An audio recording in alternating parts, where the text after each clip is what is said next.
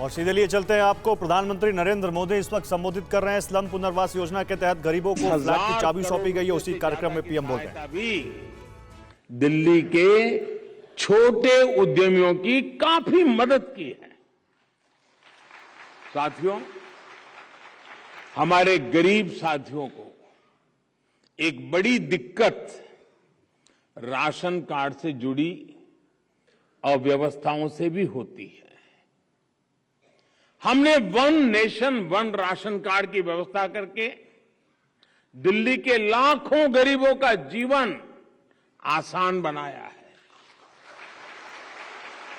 हमारे जो प्रवासी श्रमिक दूसरे राज्यों से काम करने आते हैं, पहले उनका राशन कार्ड यहां बेकार हो जाता था, एक सिर्फ कागज का टुकड़ा बनकर रह जाता था। क्या आप सिलाई सीखने के लिए हजारों रुपए खर्च करने के लिए चिंतित हैं? फ्रीडम ऐप को डाउनलोड करें, 40 घंटों का टेलरिंग कोर्स देखिए और खुद का टेलरिंग बिजनेस शुरू करें।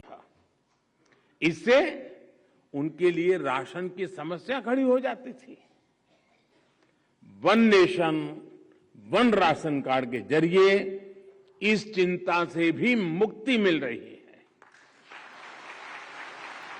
इस योजना का लाभ कोरोना वैश्विक महामारी के समय दिल्ली के गरीबों ने भी उठाया है। इस वैश्विक संकट के समय में दिल्ली के लाखों गरीबों को केंद्र सरकार पिछले 2 साल से मुफ्त राशन भी दे रही है। इस पर सिर्फ दिल्ली में ही केंद्र सरकार द्वारा 2,500 करोड़ रुपए से अधिक खर्च किए गए हैं। दिल्ली के निम्न एवं मध्यम वर्ग के लोग अपना घर बना पाए, इसके लिए उन्हें केंद्र सरकार की तरफ से ब्याज में सब्सिडी दी गई है। इस पर भी केंद्र सरकार की तरफ से 700 करोड़ रुपए से अधिक खर्च किए गए हैं।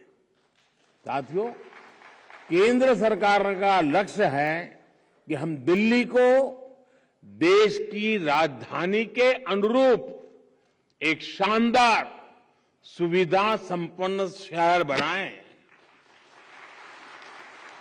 दिल्ली के विकास को गति देने के लिए हमने जो काम किए हैं, दिल्ली के लोग, दिल्ली के गरीब, दिल्ली का विशाल मध्यम वर्ग, वे इन सब के साक्षी के रूप में हर जगह पे अपनी बात बताता है। इस बार लाल किले से मैंने देश की एस्पिरेशनल सोसाइटी की बात की थी। दिल्ली का गरीब हो या मध्यम वर्ग, वो आकांक्षी भी है और अभूतपूर्व प्रतिभा से भरा हुआ है। उसकी सहूलियत, उसकी आकांक्षा की पूर्ति सरकार की सर्वोच्च प्राथमिकताओं में से एक है। साथियों, 2014 में जब हमारी सरकार आई थी तो दिल्ली एनसीआर में 190 किलोमीटर रूट पर ही मेट्रो चला करती थी। आज दिल्ली एनसीआर में मेट्रो का विस्तार बढ़कर करीब करीब 400 किलोमीटर तक हो चुका है। बीते 8 वर्षों में यहां 135 नए मेट्रो स्टेशन बनाए गए हैं।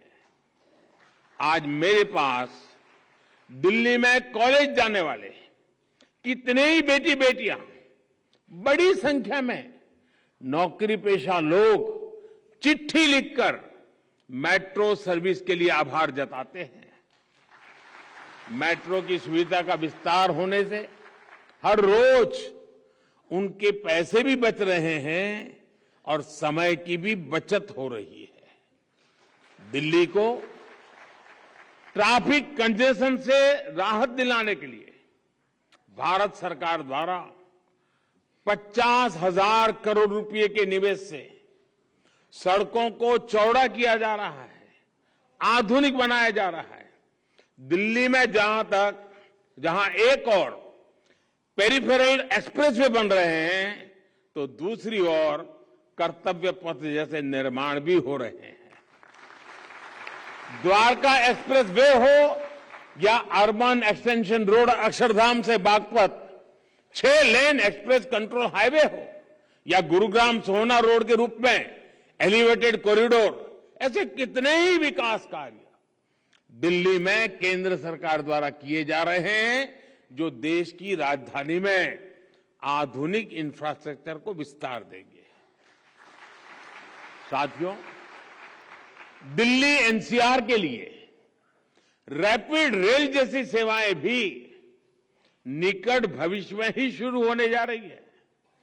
नई दिल्ली रेलवे स्टेशन का जो भव्य निर्माण होने जा रहा है, उसकी तस्वीरें भी आपने जरूर देखी होगी।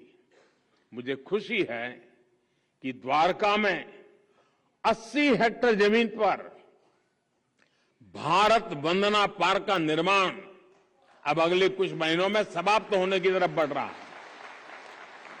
मुझे बताया गया है कि डीडीए द्वारा दिल्ली के 700 से ज्यादा बड़े पार्कों की देखरेख की जाती है। क्या आप सिलाई सीखने के लिए हजारों रुपए खर्च करने के लिए चिंतित हैं? फ्रीडम ऐप को डाउनलोड करें, 40 घंटों का टेलरिंग कोर्स देखिए और खुद का टेलरिंग बिजनेस शुरू करें।